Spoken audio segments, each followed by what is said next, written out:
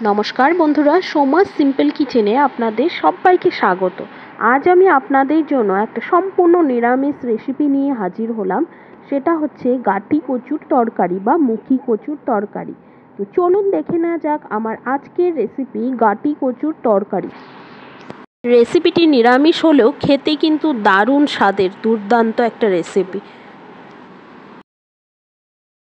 প্রথমে আমি গাটি কচুগুলোকে একটা বাটিতে নিয়ে সুন্দর করে ধুয়ে নিয়েছি, কারণ কচুর গায়ে অনেক ময়লা থাকে, তাই সুন্দর করে ধুয়ে নিয়ে তারপর আমি এখানে কেটে নিচ্ছি কচুগুলোকে। ফার্স্টে ছুলে নিব, তারপর টুকরো টুকরো করে কেটে নেব। দেখুন বন্ধুরা, সবগুলো কচুকে আমার খুব সুন্দর করে খোসা ছাড়ানো হয়ে গেছে। তারপর এগুলোকে আমি টুকরো টুকরো করে কেটে নিচ্ছি। কচুগুলোকে আমার টুকরো টুকরো করা হয়ে গেছে। তারপর একটা বড় সাইজের আলু নিয়ে আমি খোসা ছাড়িয়ে একটা বাটিতে ধুয়ে নিয়ে আলুগুলোকেও সুন্দর করে কচুর মতো করে টুকরো টুকরো করে নেব। এই কচুর তরকারিটা আপনারা ভাত, রুটি, পরোটা যা কিছুর সাথেই খান না কেন অপূর্ব লাগে বন্ধুরা। আপনারা প্লিজ একবার বাড়িতে ট্রাই করে দেখবেন। এখানে আমার আলুগুলোকেও সুন্দর করে টুকরো টুকরো করে নেওয়া হয়ে গেছে। তারপর কচুগুলো যে আমি টুকরো করে রেখেছিলাম সেগুলোতে সামান্য পরিমাণ নুন দিয়ে আমি কচলে রেখে দিব। এটা হচ্ছে আমার তরফ থেকে একটা ছোট্ট টিপস। কচুতে নুন মাখিয়ে রেখে দিলে কিছু সময়ের জন্য গলাটা ধরে না। তারপর ভালো করে জল দিয়ে ধুয়ে নিলেই গলা আর ধরবে না। তারপর আমি দুটো ছোট সাইজের টমেটোকে ধুয়ে নিয়ে টমেটোগুলোকে সুন্দর করে টুকরো করে নিলাম। তারপর সামান্য পরিমাণ আদাটাও ছুলে নিলাম। ছুলে নিয়ে একটা ছোট মিক্সিং জারে টমেটো আর কিছুটা পরিমাণ আদা আর দুটো কাঁচামরিচ দিয়ে আমি একটা সুন্দর মিহি পেস্ট বানিয়ে নেব। এদিকে পেস্টটা তৈরি করতে করতে আমি ওভেনে একটা কড়াই বসিয়ে দিয়ে কড়াইটা যখন গরম হয়েছে ওখানে সামান্য পরিমাণ তেল দিয়ে তেলটা গরম করে নেব।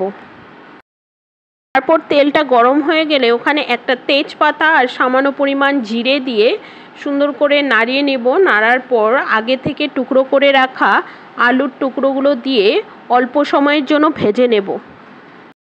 তারপর কিছু সময় নাড়ানোর পর আমি কিছুটা পরিমাণ নুন দিয়ে দিলাম যাতে আলুটা খুব সুন্দরভাবে সেদ্ধ হয়। আর সামান্য পরিমাণ দিয়ে দিচ্ছি হচ্ছে হলুদ। হলুদ দিয়ে খুব সুন্দর করে নুন আর হলুদ দিয়ে আলুটাকে নাড়িয়ে নেব।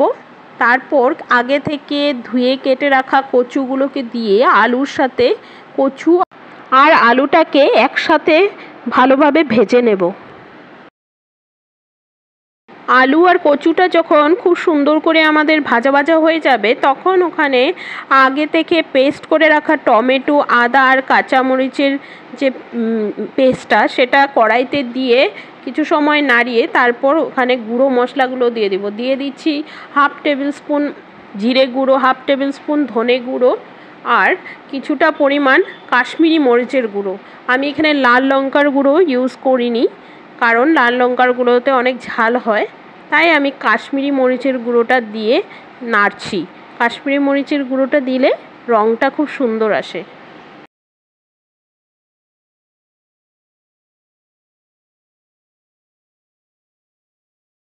মিক্সিতে মশলাটা পেস্ট করার সময় দুটো কাঁচামরিচ আমি দিয়েছিলাম, তাই এখানে আমি দুটো কাঁচামরিচ চিড়ে দিয়ে দিয়েছি।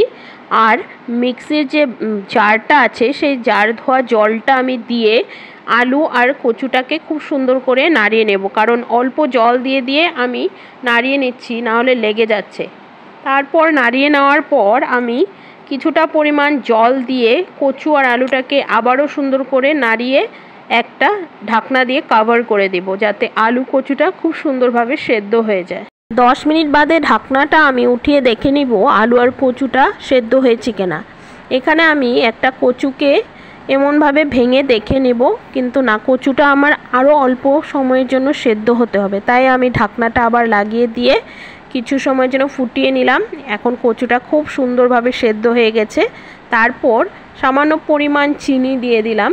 একটু মিষ্টি মিষ্টি হলে ভালোই লাগে নিরামিষ তরকারি, তাই কিছু সময়ের জন্য ফুটিয়ে নিয়ে এখানে শাহি গরম মশলার গুঁড়ো দিয়ে দিব। দিয়ে সুন্দর করে আলু আর কচুটাকে নাড়িয়ে নেব যাতে সব মশলার সাথে মিক্স হয়ে যায়।